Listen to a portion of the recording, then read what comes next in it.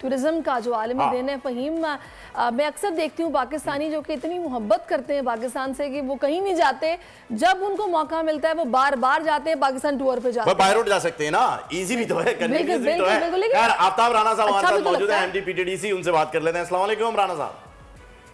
वालेकुम अस्सलाम जी। सर सबसे पहले तो ये बताइएगा कि जो टूरिज्म का आज आलमी दिन मनाया जा रहा है, सयाहत का आलमी दिन मनाया जा रहा है, पाकिस्तान में सयाहत को फरोग देने के लिए क्या क्या इस वक्त स्टेप्स लिए जा रहे हैं? क्योंकि यहाँ बड़ी ऐसी चोटियां मौजूद हैं जिन्हें सर करने के लिए कोपैमा दुनिया भर से आते हैं। यहाँ ऐसे नज़ारे मौजूद हैं जो कि स्विट्जरलैंड का अपोजिट बल्कि उससे भी बेहतर जो व्यू है वो पेश करते हैं। तो क्या इस वक्त जो है वो इकदाम किए जा रहे हैं?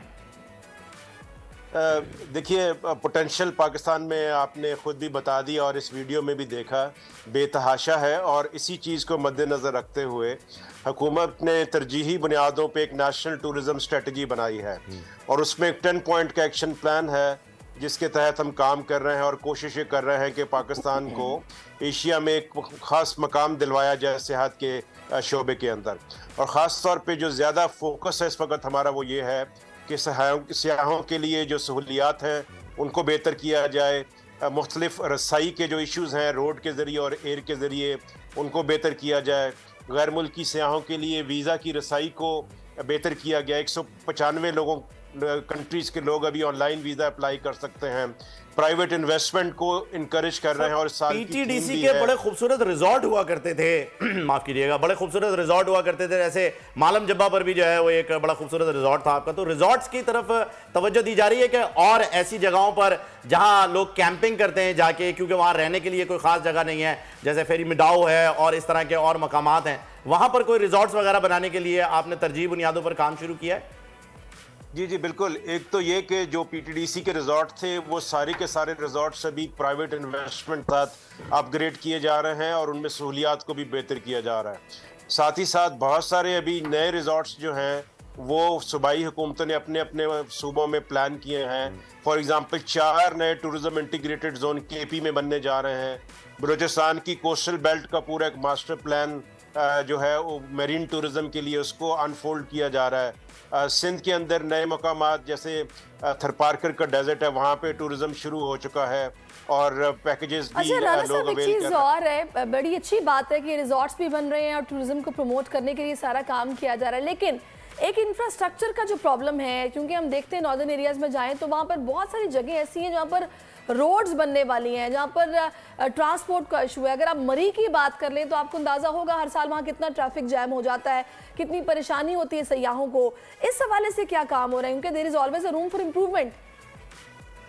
देखिए, यकीनन जो रोड नेटवर्क होता है वो एक की एलिमेंट होता है सैरो सियाहत के फ़रोग में।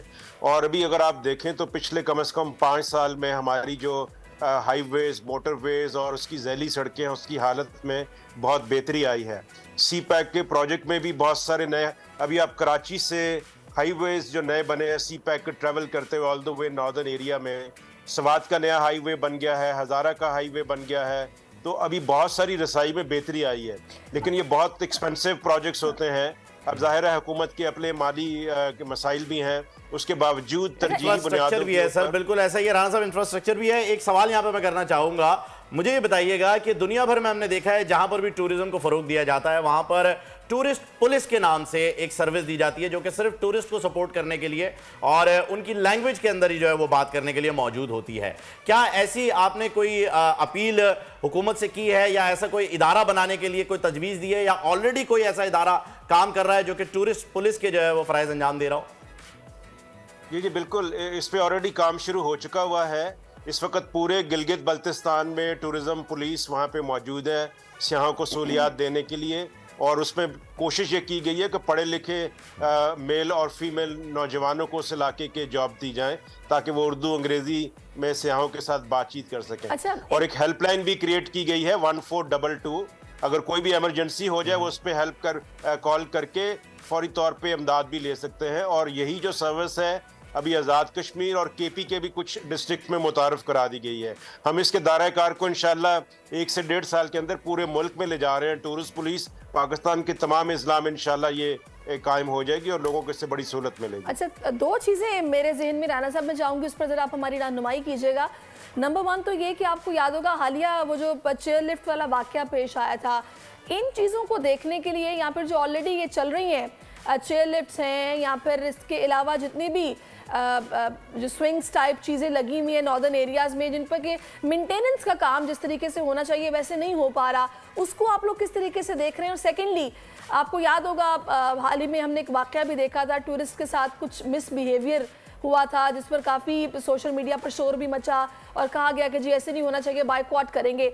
कोई रेगुलेशंस, कोई कानून इस तरह का मौजूद है कि इस तरह के लोगों को पकड़ा जाए, समझाया जाए, या फिर कैंपेन चलाया जाए, उन्हें अवेयर किया जाए कि भाई ये आएंगे तो मुल्क में हमें फ़ायदा है, बजाय इसके कि आप इनसे मेहमान नवाजी करें, रवैया अच्छा रखें, आपको इस पर उनको कुछ सिखाया जाए। इसमें कुछ हो रहा है? जी बिल्कुल, आपका जो पहला सवाल का हिस्सा कि जो चेयर लिफ्ट की आपने बात की, वो जो हालिया वाकया हुआ था, एक तो वो टूरिस्ट का कोई चेयर लिफ्ट रिजॉर्ट नहीं था, वो ऐसे पुली क्रॉसिंग्स हैं हमारे पहाड़ी इलाकों में जहाँ पे जो गांव के लोग हैं वो अपनी मदद आपके तहत को रास्ता बना लेते हैं। तो एक तो वो उनमें था। जो टूरिस्ट के जो हैं उनका बाकायदा चेक एंड बैलेंस सिस्टम है, उनको पीरियडिकली चेक किया जाता है, मेंटेन किया जाता है, उसके बगैर तो वो चल ही नहीं सकते। तो 3-4 जगह पे हमारे चेयर लिफ्ट्स हैं, उनको बाकायदा रेगुलरली जो माहिरीन है वो चेक करते हैं, फिर उसके मुताबिक उसको ओपन करते हैं। और दूसरे जो आपने हैरेसमेंट के वाक़े की बात की, उन साहब को फौरी तौर पे अरेस्ट किया गया है और कतन किसी सूरत में हुकूमत इस तरह के वाक़यात बर्दाश्त नहीं करती, बिकॉज पाकिस्तान का इमेज, पाकिस्तान की सियाहती मकामात का इमेज सारा इन चीज़ों के ऊपर बेस है कि पाकिस्तान एक मेहमान नवाज मुल्क है। तो कहीं कहीं कुछ काली भेड़ें होती हैं, अब हर किसी पे नजर रखना भी बड़ा मुश्किल होता है, लेकिन हुकूमत ने फौरी तौर पे उसके ऊपर एक्शन लिया। अच्छी बात है अगर इस पे इस तरह से काम हो रहा है राना साहब कि आप लोगों ने पकड़ा भी है और जाहिर है फिर समझाया भी अच्छे तरीके से गया होगा, क्योंकि पाकिस्तान का इमेज पूरी दुनिया में नजर आ रहा होता है और सयाहों की तो जन्नत है हमारे नॉर्दर्न एरिया। आफ्ताब राना साहब, आपने अपना कीमती वक्त में दिया। MD PTDC हमारे साथ मौजूद थे और उन्होंने बताया, मेरा ख्याल है प्लान बना लेना चाहिए अब जाने। हाँ जी बिल्कुल ऐसा ही है, जरूरी हो गया है। 1142 मैंने हेल्पलाइन नंबर भी जो है वो नोट कर लिया है, आप भी कर लीजिएगा। 1422 1122 1422 हाँ 1422 देखा। सब्सक्राइब करें और बेल दबाएं ताकि कोई खबर रह न जाए।